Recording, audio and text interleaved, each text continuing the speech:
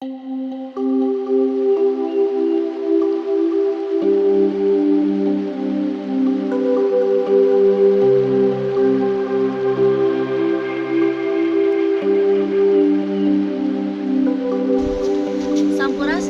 Assalamualaikum warahmatullahi wabarakatuh. Perkenalkan, nama saya Rima Latifah, calon guru penggerak angkatan 10 dari SMP Negeri 2 Solokan Jeruk, Kabupaten Bandung. Pada kesempatan kali ini, saya akan menyelesaikan tugas pada modul 3.1 terkait pengambilan keputusan berbasis nilai-nilai kebajikan seorang pemimpin. Di tugas demonstrasi kontekstual ini, saya ditugaskan untuk mewawancarai 2-3 orang pimpinan atau kepala sekolah. Nah, kebetulan pada kesempatan kali ini saya akan mewawancarai kepala sekolah saya sendiri, yaitu Bapak Iwan Ridwan selaku kepala sekolah dari SMP Negeri 2 Solokan Jeruk, dan saya juga akan mewawancarai kepala sekolah dari SMP PGRI 450 Solokan Jeruk yang bernama Bapak Dedi Gumilar, SPD, MMPD. Selamat menyaksikan.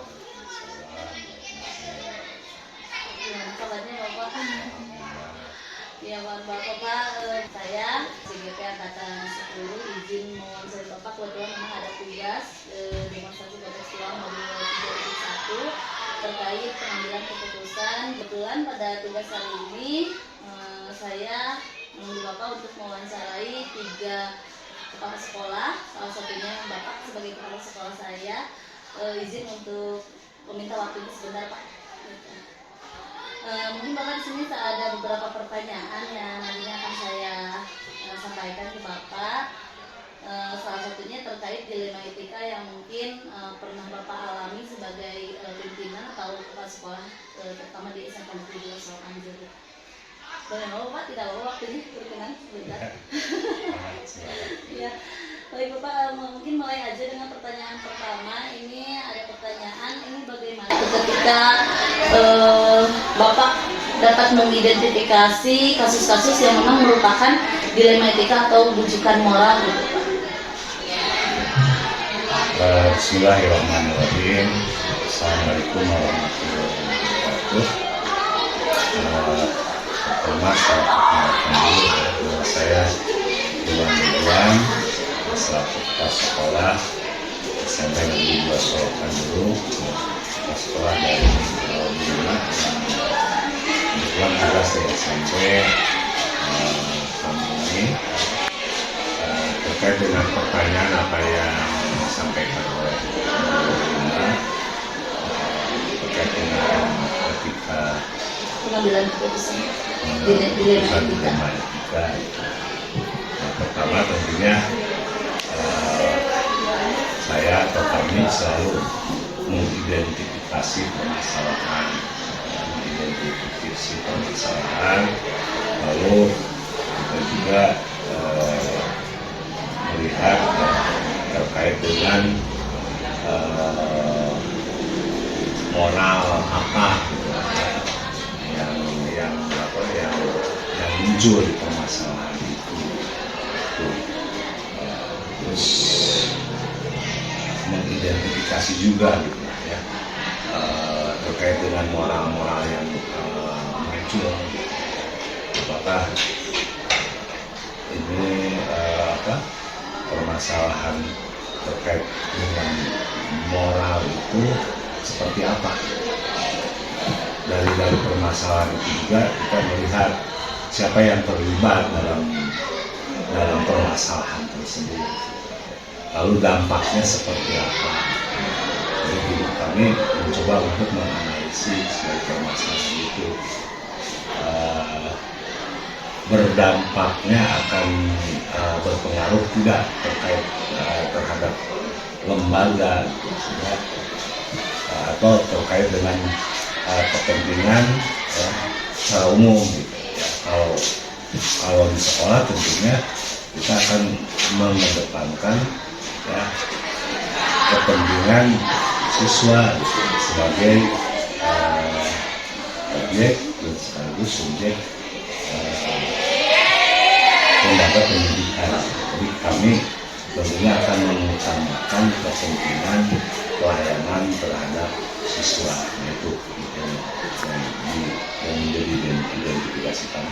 Ya, baik Bapak, mungkin jadi Bapak terlebih dahulu selalu mengidentifikasi dulu permasalahan apa yang terjadi, dan mungkin ketika mengambil sebuah keputusan Bapak juga selalu memikirkan dulu akibat ataupun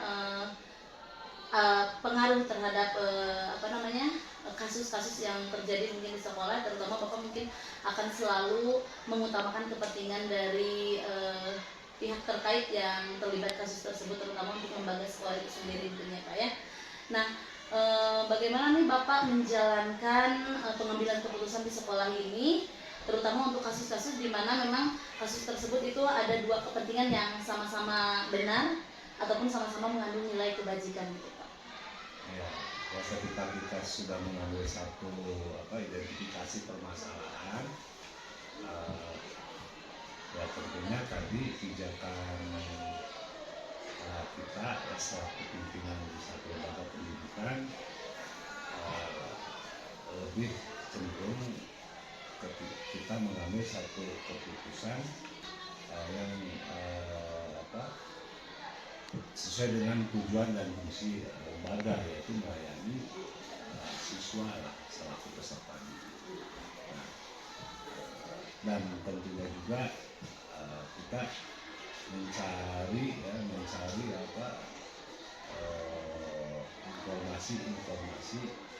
yang terkait dengan permasalahan itu, ya, itu dengan mengoptimalkan sumber-sumber dari lingkungan manajemen, seperti para AS atau para dokter guru atau yang lainnya yang memang tahu permasalahan tersebut. Ya, baik Pak. Nah, untuk langkah-langkah itu sendiri Bapak ataupun prosedurnya seperti apa nih yang biasanya Bapak lakukan ketika menyelesaikan permasalahan yang terjadi? Tentunya kita harus melihat dulu siapa yang terlibat di sana, ya. Nah, setelah itu ya kita cari informasi ya dengan mengumpulkan orang-orang yang tentunya bisa memberikan informasi secara objektif tersebut dengan berbagai pertimbangan dari dua hal yang dianggap benar gitu lah ya, dan tentunya berdasarkan resiko atau dampak. Nah, jadi mekanismenya tentunya kami selalu melaksanakan musyawarah ketika mengambil satu keputusan dan mendengar berbagai pihak dalam memberikan pandangan pendapat, dan tentunya juga pasti yang tidak bisa dihindari adalah institusi gitu ya, feeling gitu ya, itu yang ketika susah itu kan tentunya feeling ya itu. Ya, baik, mungkin Bapak sebelumnya langkah-langkahnya bisa melihat dulu ya Pak ya, siapa yang terlibat di situ dalam kasus tersebut ataupun dalam masalah itu, kemudian mengumpulkan informasi juga, dan jadi Bapak juga tidak melangkah sendiri ketika mengambil keputusan, tetapi melibatkan berbagai elemen yang nantinya bisa ikut menyelesaikan permasalahan itu. Salah satunya mungkin PKS ataupun Bapak Ibu guru yang bisa memberikan informasi secara aktual mungkin ya Pak ya terkait permasalahan yang terjadi.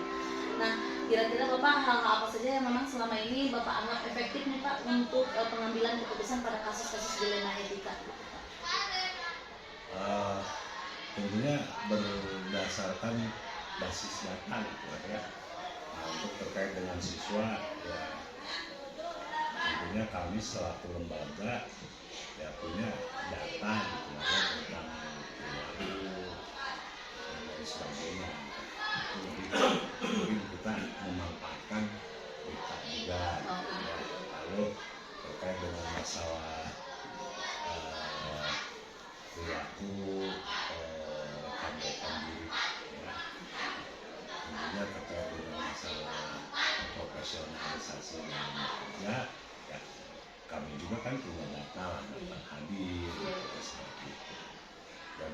juga selalu mengidentifikasi biasanya permasalahan apa yang akan muncul gitu lah ya, terkait dengan latar belakang keluarga siswa dan siswa, sehingga dengan demikian ya, kita setidaknya meminimalisir hal-hal yang seyogianya kurang tepat ketika mengambil satu.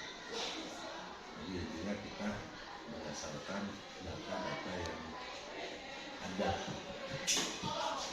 Nah, Bapak pernah menemukan tantangan nggak Pak selama Bapak mengambil sebuah keputusan dalam kasus-kasus dilema etika gitu? Ada tantangan tersendiri yang pernah Bapak alami? Ya tentunya itu satu dilematis lah ya. Iya, Pak. Kita mengambil satu keputusan itu kan, jadi tantangannya kita berpikir gitu lah ya, mungkin antara kewajiban dan ada rasa belas kasihan. Nah itu kan biasanya kan suka ada, terutama ketika misalnya Rasa mungkin Pak, kalau dari paradigma ini Pak ada ya mengambil keputusan, ada paradigma rasa keadilan versus rasa belas kasihan. nah ada itu gitu ya. rasa ya keadilan, belas kasihan, atau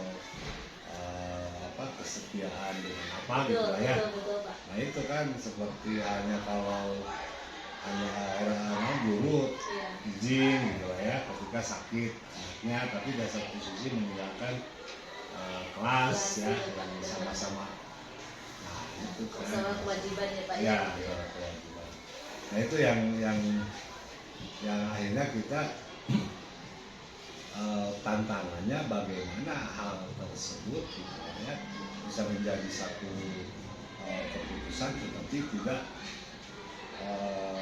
merugikan ya, misalnya banyak pihak gitu ya. Artinya kan harus ada alternatif solusi, artinya kita juga mencari solusi seperti apa gitu ya terkait dengan permasalahan. Betul, Pak.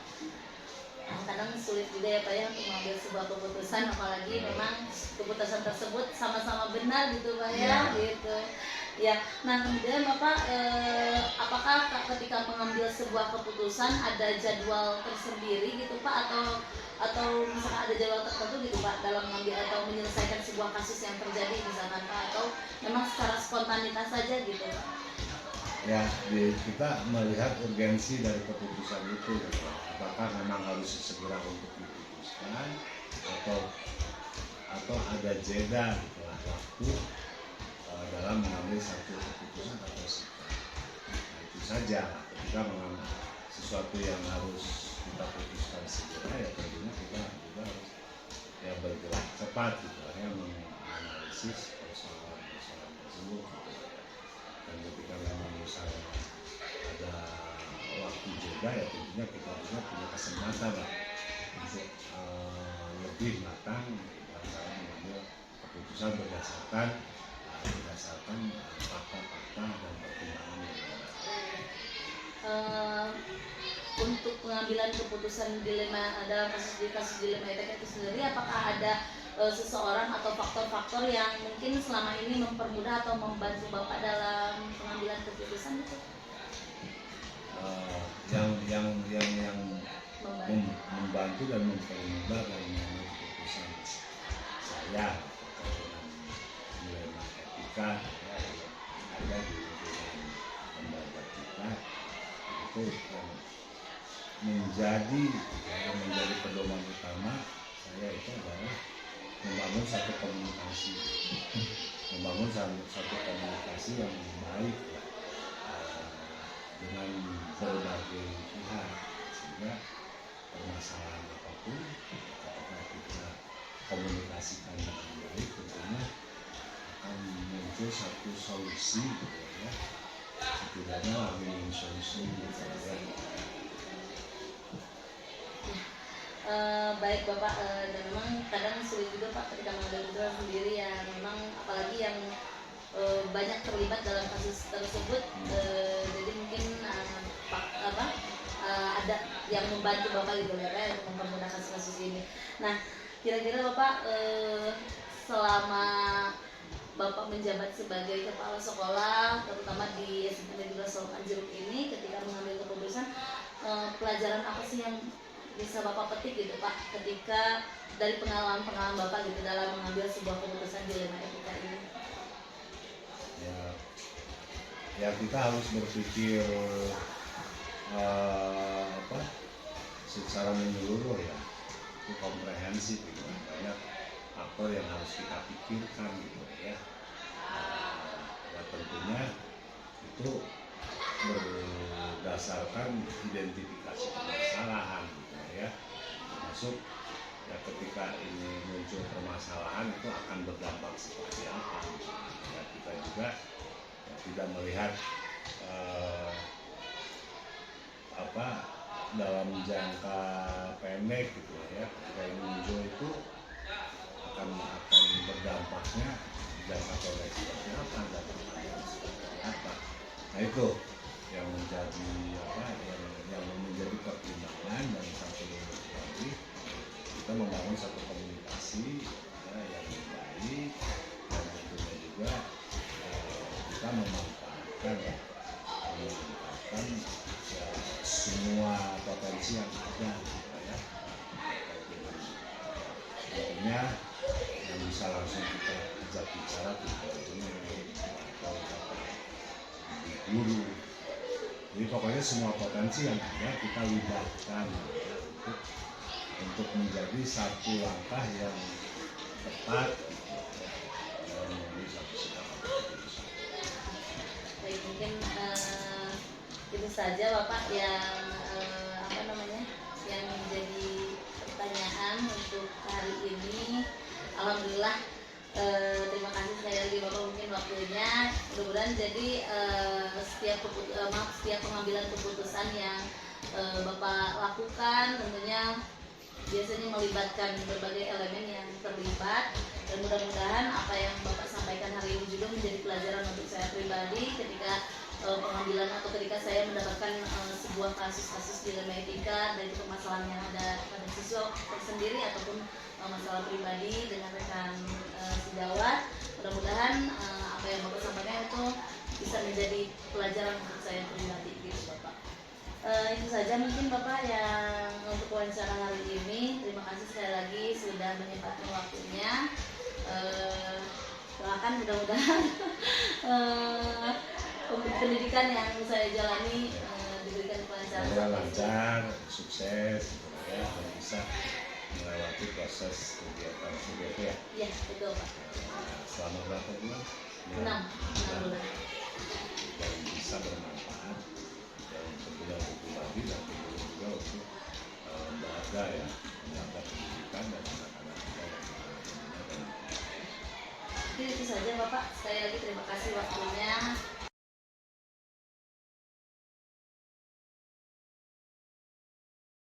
Assalamualaikum warahmatullahi wabarakatuh. Waalaikumsalam. Bapak, perkenalkan saya Rima Latifah, guru bahasa Indonesia di SMP Negeri 2 Solokan Jeruk.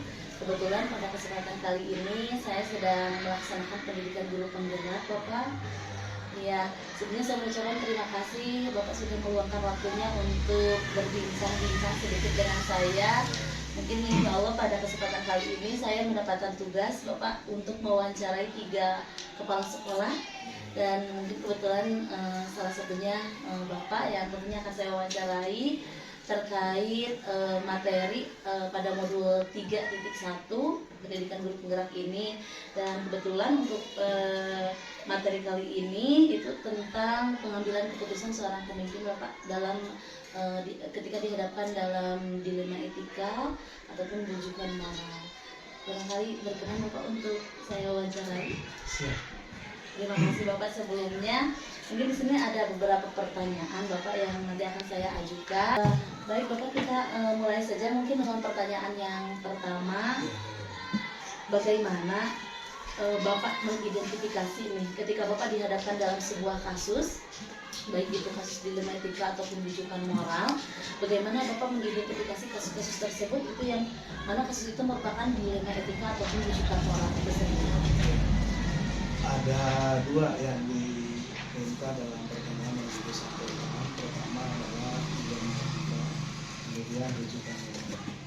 Nah, saat ini di sekolah kami di SMP PGRI 450 Solokan Jawa yang berkaitan dengan hal tersebut pada prinsip dirinya tidak. Namun yang namanya sekolah tentu saja kita, apalagi kita sebagai seorang pimpinan, sekecil apapun yang dialami baik oleh guru ketika sedang belajar ataupun pada saat siswa memperhatikan materi yang diberikan oleh guru atau ketika siswa dengan siswa melakukan pergaulan, tentu dari sisi etika misalnya satu saja Bu, unsurnya bahasa. Kadang-kadang memang kita juga dianggap seperti hal yang seperti ya mohon maaf, anak-anak sekarang itu mungkin generasinya berbeda dengan kita. Generasi yang sekarang itu ya generasi apa gitu ya, apa generasi Z ataupun generasi apa, sehingga faktor lingkungan itu sangat berpengaruh terhadap sehingga apa yang dialami oleh anak di lingkungan secara tidak disadari suka dibawa gitu ke sekolah, seolah kita dengan bahasa-bahasa yang memang kurang begitu baik gitu. Itu salah satu upaya yang harus dilakukan oleh pimpinan atau sebagai kepala sekolah seperti dari sana. Kemudian kaitannya dengan moral ataupun sikap anak juga kadang-kadang di antara hubungan siswa dengan siswa atau siswa dengan kelompoknya suka ada perbedaan. Namun kami di sekolah kami dengan pendekatan ke siswa melalui Bapak Ibu guru, melalui wali kelasnya, kami menekankan bahwa sekecil apapun yang berpengaruh terhadap tingkatan belajar siswa, berpengaruh terhadap kenyamanan di lingkungan sekolah, sehingga membuat anak nanti tidak nyaman di sekolahnya, maka sedini mungkin baik oleh Bapak Ibu guru ketika mengajar ataupun ke wali kelas selalu dilakukan, diingatkan bahwa hal-hal yang disebutkan tadi berkaitan dengan etika ataupun moral itu tidak boleh dilakukan oleh siswa, baik siswa kelas 7, kelas 8 maupun kelas 9. Sehingga kasus yang dinamakan kasus kadang-kadang suka kita takut gitu kan, ya kasusnya akan lebih ini. Ya kalau dibilang kasusnya ya ada, tetapi kasus yang masih bisa diminimalisir. Jadi kita bisa dikendalikan jangan sampai apa yang terjadi sekecil apapun itu berpengaruh terhadap proses pembelajaran siswa dan menjadi siswa tidak. Baik Bapak, jadi Bapak mungkin dalam mengidentifikasi kasus-kasus yang memang merupakan dilema etika ataupun rujukan moral itu mungkin dari hal-hal terkecil dulu ya Bapak ya, yang tentunya nanti akan berpengaruh juga untuk kenyamanan baik siswa ataupun guru yang di sekolah mungkin ya Pak ya.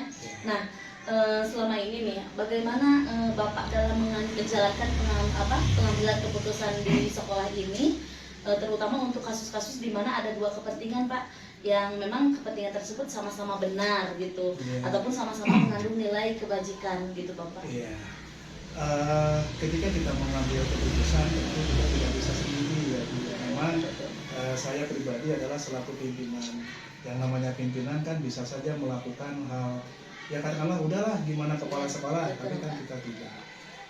Saya di sini menanamkan setiap sekecil apapun masalah yang dialami oleh siswa, kalau guru antar guru mah saya yakin tidak ada, karena memang sekolahnya berbeda dengan sekolah negeri, ya maka kami berusaha dengan cara melakukan musyawarah atau mencari referensi-referensi dari Bapak Ibu guru jika ditemukan ada hal yang memang sangat dilematis tadi kata Ibu. Di satu sisi ini siswa kalau ditindak takut keluar Bu, kalau di swasta. Kalau tidak ditindak misalnya ini akan berpengaruh terhadap temannya, berpengaruh terhadap nama baik sekolah. Alhamdulillah kami dengan Bapak Ibu guru ini selalu kompak karena sifatnya ini kita tanamkan kolektif kolegial. Jadi ketika apa yang dialami oleh kepala sekolah sesulit apapun, maka Bapak Ibu guru juga tidak tinggal diam, selalu memikirkan. Bahkan saya merasa bangga punya rekan kerja dengan Bapak Ibu guru itu ketika ada ide untuk mengatasi siswa ataupun ada siswa yang memang perlu disikapi oleh Bapak Ibu guru itu selalu terpendapat ini solusinya. sehingga keputusan yang diambil oleh saya selaku pimpinan itu tidak keputusan yang sifatnya mutlak kewenangan kepala sekolah, tetapi keputusan diambil atas dasar hasil babadannya, ya hasil musyawarah dengan bapak dan ibu, seperti itu. Iya, baik. Nah, untuk langkah-langkah ataupun prosedurnya itu seperti apa nih Pak yang biasa Bapak lakukan ketika mengambil sebuah Ya. keputusan? Yang pertama, langkah yang dilakukan adalah misalnya Bu ya, ini anak yang taruhlah kalau di sekolah itu kan pasti gejalanya anak jarang sekolah, Iya. atau misalnya ada bentrokan dengan temannya gitu kan.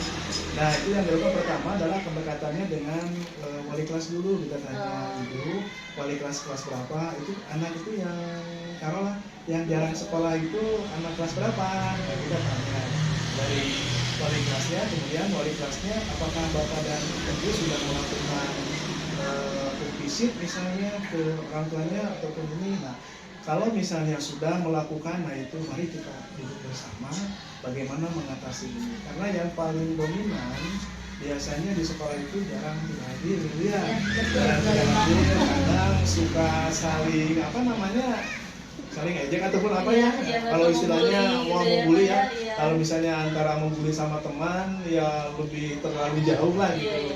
Nah, istilahnya tuh masuk murah kali mensyirikan gitu ya, kadang-kadang seperti itu. Nah, kami tidak membiarkan hal yang seperti itu, tetap gitu, karena itu tadi anak harus nyaman belajar, bapak guru juga harus nyaman belajar.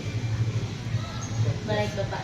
Nah, untuk ini Bapak, untuk selanjutnya hal-hal apa saja nih yang selama ini Bapak anggap efektif dalam sebuah pengambilan keputusan pada kasus-kasus dilema etika gitu? Yang paling efektif adalah ketika saya mau mengambil keputusan itu, saya selalu nanya ke yang ada di sekolah ini, baik apa yang diberi tugas misalnya ada operator sekolah, ada gurunya, ada wali kelas, itu yang paling efektif. Selalu nanya. Kalau misalnya saya mengambil hal seperti ini, bagaimana Bapak Ibu Bapak? Ya bilangnya setuju lah Bapak demi kebaikan kita. Ya. Nah, selanjutnya Bapak hal-hal apa aja juga nih yang selama ini merupakan ada nggak nih Bapak ketika mengambil sebuah keputusan mendapatkan sebuah tantangan gitu, tantangan tersendiri bagi Bapak itu apa nih ketika mengambil sebuah keputusan terkait kasus dilema etika ini Pak? Ya. Tantangannya sebenarnya saya ingin cepat memutuskan, karena apa, begitu kuatnya referensi atau masukan dari Bapak Ibu yang mempercepat saya untuk mengambil keputusan, dan keputusan itu adalah berpihak untuk semua pihak. Betul. Menguntungkan untuk semua pihak mungkin ya Pak itu, ya. karena kita punya Bapak Ibu guru, punya wali kelasnya yang sama-sama mereka itu sudah punya tugas peran tersendiri gitu. Sebetulnya tidak sulit gitu bagi pimpinan, karena yang mereka sudah diberi tugas itu sudah bisa menyelesaikan sendiri. Betul. Karena memang Bapak dalam mengambil sebuah keputusan itu juga cukup sulit ya Pak ya. Iya betul. Karena gitu. yang penting karena apa? Ketika sebuah keputusan itu dikeluarkan tentunya harus harus ada untung itu loh untuk semua mungkin ya Pak ya, tidak harus bisa diterima dengan baik, semua mungkin ya Pak ya. Ya memang kalau misalnya kepala sekolah walaupun kadang ada pro dan kontra juga ya Pak ya. Oh, cara kepala sekolah teh memberikan kita mah wajar lah, karena pimpinan pasti gitu, dan keputusan yang diambil itu mungkin saya berharap semua bisa menerima, tetapi tidak menutup kemungkinan ada saja misalnya. Iya, betul. Tapi sampai saat ini alhamdulillah aman-aman tuh di sini. Alhamdulillah aman-aman saja gitu kan di sini mah kompak. Justru itulah yang menjadi modal kekuatan bagi saya, tidak ada kesulitan, tidak ada tantangan ketika saya mengambil keputusan. Karena apa?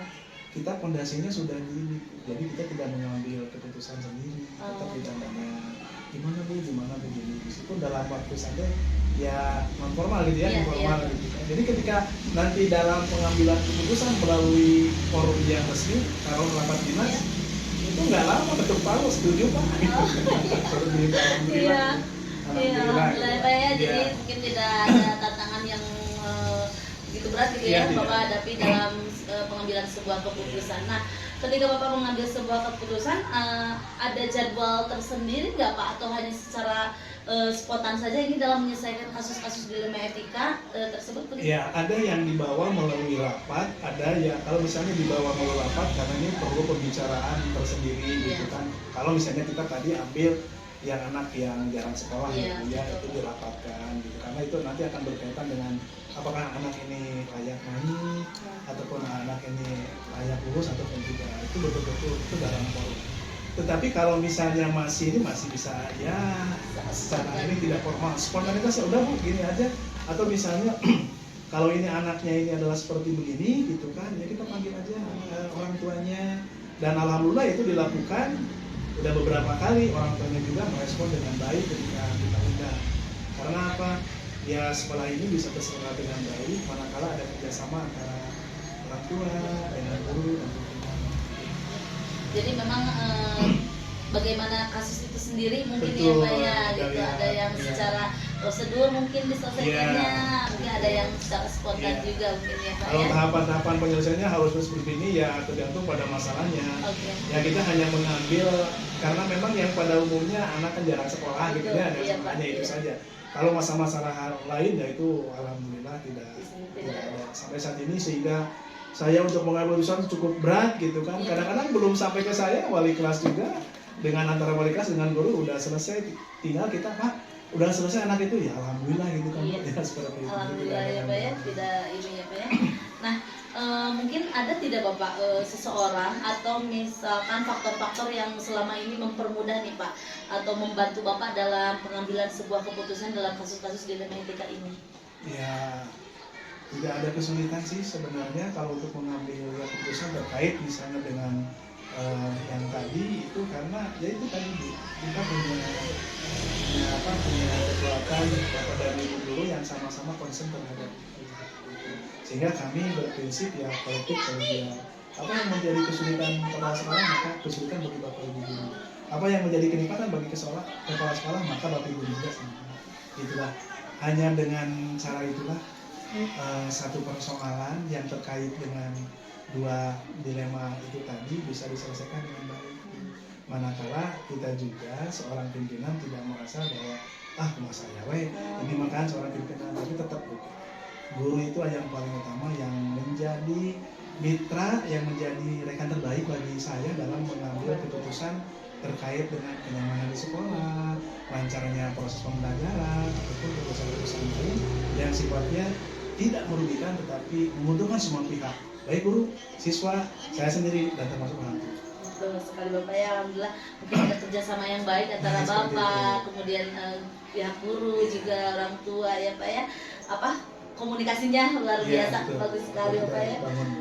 Betul. Nah, kira-kira nih Pak, dari semua hal yang sudah Bapak sampaikan tadi, kira-kira pembelajaran apa yang dapat dipetik nih Pak dari pengalaman-pengalaman Bapak ketika mengambil sebuah keputusan itu? Iya.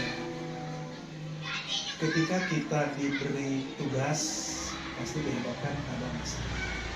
Kita jangan takut dengan masalah. Ketika menghadapi masalah yang besar, anggaplah masalah itu adalah kecil, sehingga kita bisa menyelesaikan.